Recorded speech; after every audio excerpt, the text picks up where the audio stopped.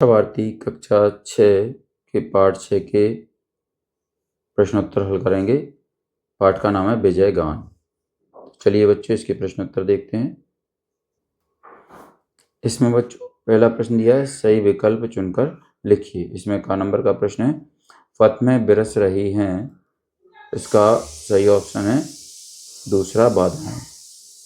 अगला है खा, धारा संतप्त हो रही है। इसमें सही ऑप्शन है चौथा पाप से। आगे है प्रश्न नंबर 2, रिक्त स्थानों की पूर्ति कीजिए। इसमें का वाला दिया है, वीरों को खाली स्थान भरेंगे, तलवारों की धारों पर चलना पड़ता है। खा वाला है, नवमंडल को नित्य खाली स्थान भरेंगे, अंगार उगलने दो। गा है, दृढ़ निश्चय से खाली स्थान भरेंगे, काल स्वयं डर जाता है। गा नंबर का है, दुर्गम सागर सुखाने के लिए तुम खाली स्थान लिखेंगे अगस्त्य हो। अगला है बच्चों प्रश्न नंबर 3, निम्नलिखित प्रश्नों के उत्तर 1-2 वाक्यों में लिखिए। तो यहाँ पर प्रश्न नंबर का दिया है, वीरों के पथ में क्या बरस रही हैं। उत्तर में लिखेंगे वीरों के पथ में बाधाएं बरस रही हैं। अगला है खा, अंगार उगलने के लिए किससे कहा गया है। उत्तर में लिखेंगे अंगार उगलने के लिए नवमंडल से कहा गया है। चलिए बच्चों इसके बाद आगे बढ़ते हैं। गा नंबर पर आते हैं, कवि किससे किसको टकरा देना चाहता है। उत्तर में लिखेंगे कवि समुद्र को हिमालय से, सूर्य को चंद्रमा से, धरती को आकाश से टकरा देना चाहता है। गा है, कवि तपस्वी बनने के लिए क्यों कह रहा है। कवि कह रहा है कि तुम वीर पुरुष तपस्वी बन जाओ, जिससे तुम्हारे ऊपर माया मोह का प्रभाव न पड़ सके। आगे है यहाँ, प्राणों की पतवार से कवि का क्या आशय है। उत्तर में लिखेंगे प्राणों की पतवार से कवि का आशय है कि हे वीरों, तुम अपने अंदर प्राण शक्ति इतनी पैदा कर लो कि तुम्हें बाधाओं के सागर को पार करने में किसी तरह का डर न लगे। 4 नंबर का प्रश्न है, वीरों से काल कब डरने लगता है। उत्तर में लिखेंगे पक्के इरादे वाले वीरों से काल डरने लगता है। अब 6 नंबर पर आते हैं, विजयगान कविता का सार लिखिए। उत्तर में लिखेंगे कवि का आशय है कि श्रेष्ठ वीरों को विजय के मार्ग पर बाधाओं की चुनौती को स्वीकार करते हुए आगे बढ़ते जाना चाहिए। मनुष्य जीवन एक महासंग्राम है, इसमें अनेक तरह की रुकावटें आती हैं।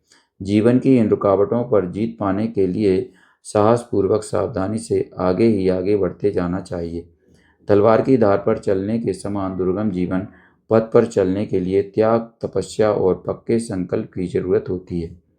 प्राण शक्ति के सारे मनुष्य को जीवन के समुद्र को पार करने में सफलता प्राप्त हो सकती है।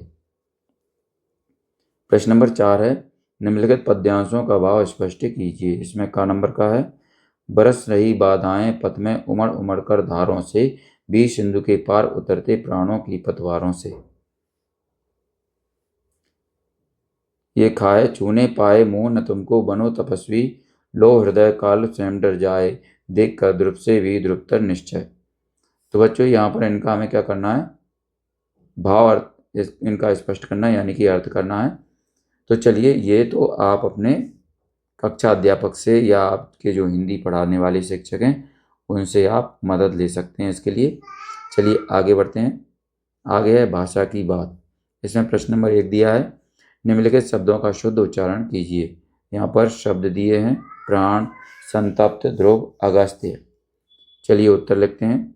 कक्षा में अपने अध्यापक महोदय की सहायता से उच्चारण करना सीखिए और लगातार अभ्यास कीजिए।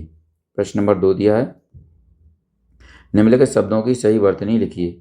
ये शब्द दिए हैं तो यहाँ पर वर्तनी क्या करेंगे, इसकी सही लिखेंगे वीरवर, निश्चय, तलवार, अंगार। चलिए प्रश्न नंबर 3 पर आते हैं, निम्नलिखित शब्दों का वाक्यों में प्रयोग कीजिए।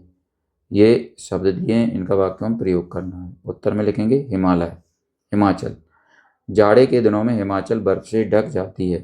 मंडल, आकाश मंडल से भीषण आग बरस रही है। अंबर, अंबर में काले बादल छाए हुए हैं। हृदय, उदार हृदय व्यक्ति आदरणीय होते हैं।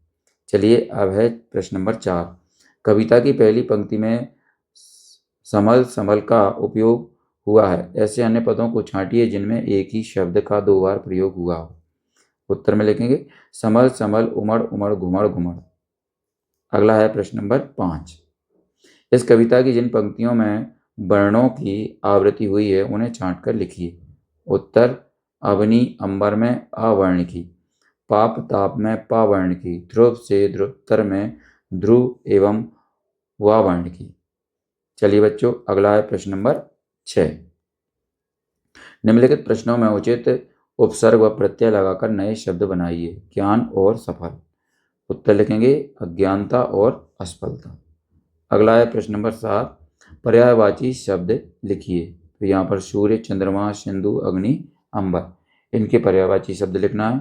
उत्तर में लिखेंगे सूर्य का तो भानु, भास्कर, सूरज, दिवाकर, दिनकर, आदित्य। दूसरा है चंद्रमा, चंद्रमा का लिखेंगे चंद्र, शशि, रजनीकर, शीतकर, सुधांशु, सुधाकर, राकापति। तीसरा है सिंधु, समुद्र, सागर, बारिधि, पयोधि, नीरधि। चौथा है अग्नि, आग, वैश्वानर, अनल, पावक, हुताशन। पांचवा है अंबर, आकाश, क्षितिज, अंतरिक्ष, नभ, गगन, व्योम। तो बच्चों यहाँ पर ही हमारा अध्याय समाप्त हो चुका है। अगर आपको हमारा वीडियो अच्छा लगता है तो इसको लाइक करें, अपने दोस्तों के साथ शेयर भी करें। इसी तरीके के और भी वीडियो पाने के लिए हमारे चैनल को सब्सक्राइब करना न भूलें। धन्यवाद।